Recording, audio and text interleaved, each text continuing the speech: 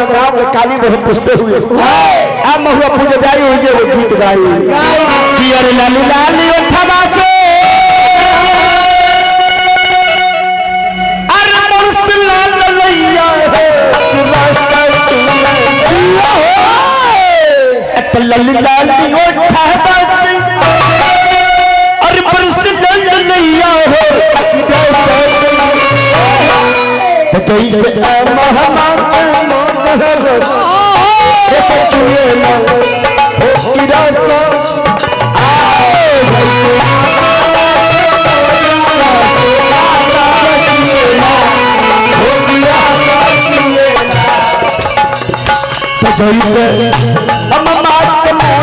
जैसे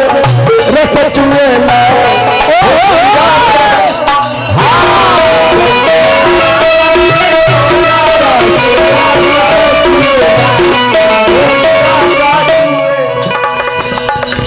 ऐसे जानी बोलिया तू बोले पतर तू हमर दिया डोले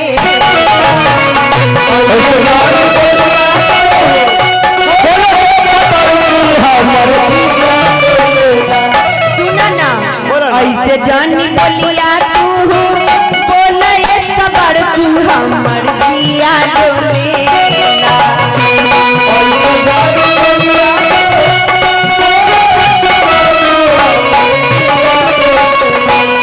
जिन जाई तेने लोगा बात करा रोकेला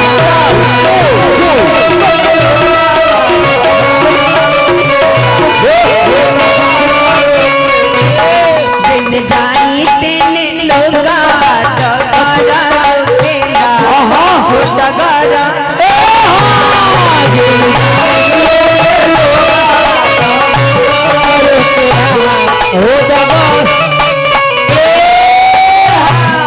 महुआ पूजा महुआ पूजला के बाद बिलोकी में लोग जाई अब बिलोकी में जाके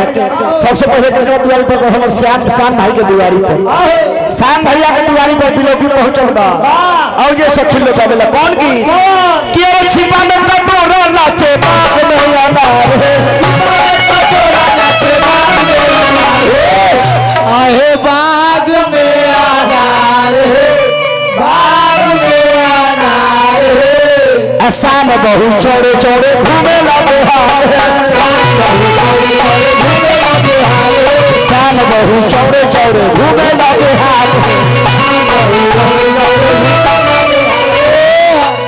तो उनमें से अशोक भाई के मेहरान कि ना दुई हटा तू जइहा यादी मीठा न खइहो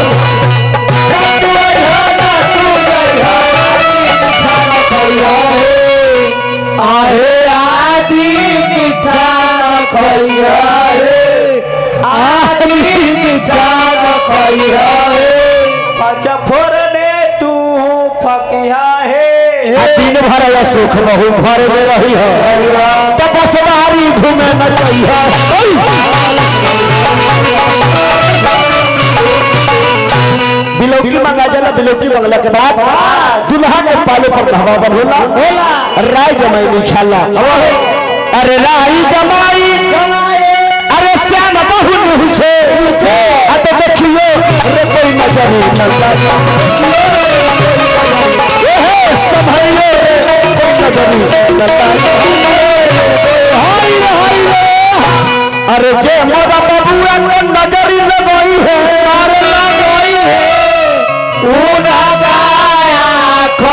चोप भोकई है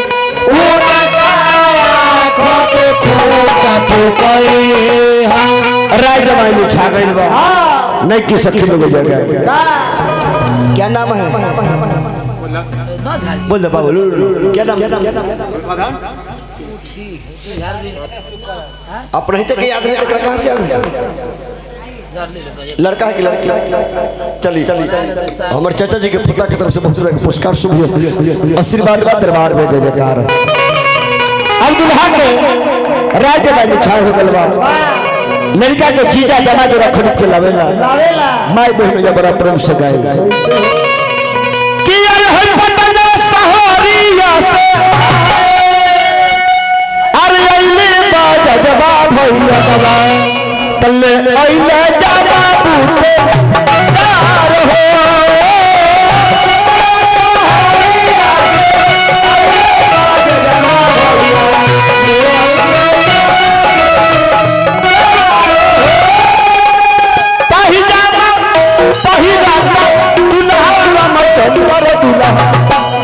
कैलन आपन ससुरार हो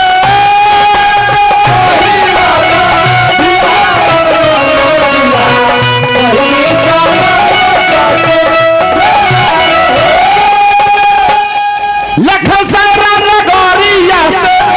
ओइले मालियवा भैया ले ओइले मौरिया नाई हो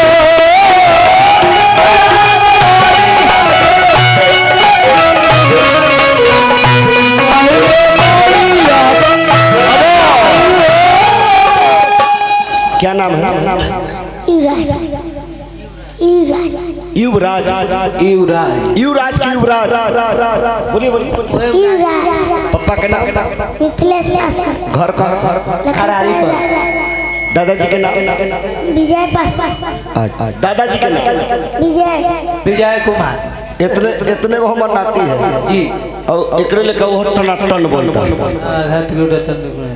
एकरे से बाकी छोट होगा कै साल के होगा 5 साल से कम के नहीं होगा 5 साल हमर नाती विनोद तब विनोद बहु गेल किन्ने तब विनोद बहु गेल बन्हा पार बिछुआ काटे जन्हा को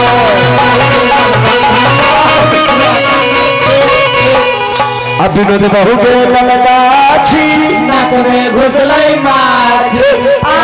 आ आ आ आ आ छतन जी निकला माछी अब राय बोगाछी विनोद बहु गेल पोखरा फरमा में धल कई को खारा कि विनोद बहु नाम है के रछीनार से सुत गेल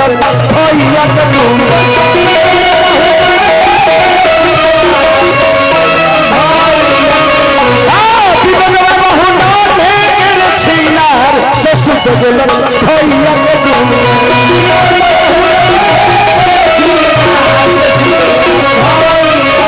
और कोई बचल और कोई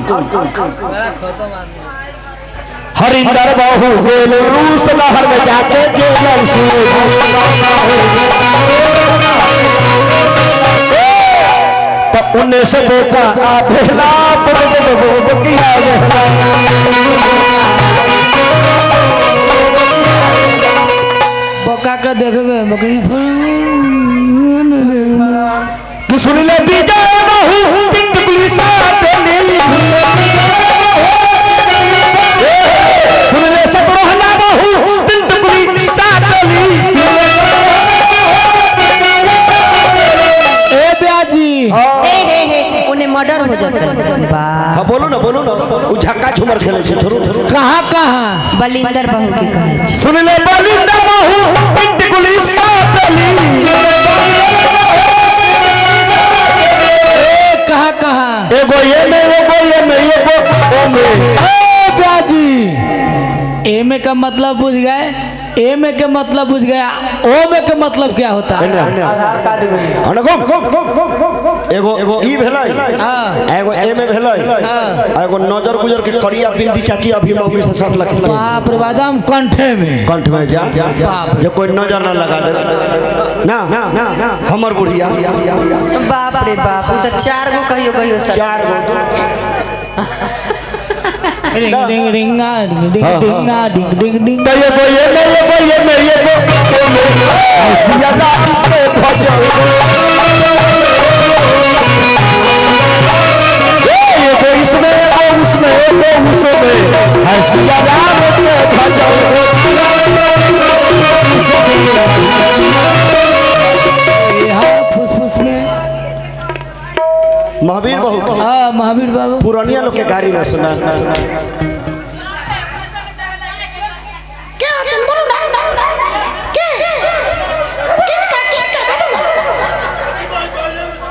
केना दे छदिया बाप रे बाप कि पीपर के पेड़ तर सुतला के छेदी बहु पीपर के पेड़ तर सुतला न छेदी बहु रउरा उजन की करैत रही हम वीडियो करैत रहिए वीडियो करे ओहे से हम देख लिया कि सब तो ठीक है बाकी छेदे छोट है माने छेदी भाई छेदी भाई हाँ में गिर गईले लहसा रे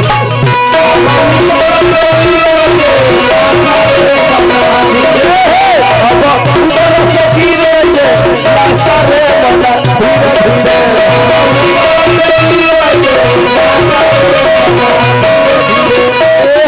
माया लगल केकरा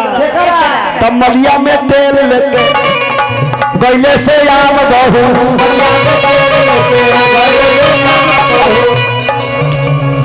अब छोड़ा लगल है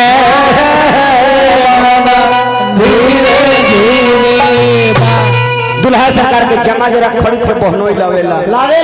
आ ओकरा बाद बहनोई जमा जरा पहनावेला तो ओ घड़ी भाई बहन कैसे गई है कि अरे हरी हरी दुभी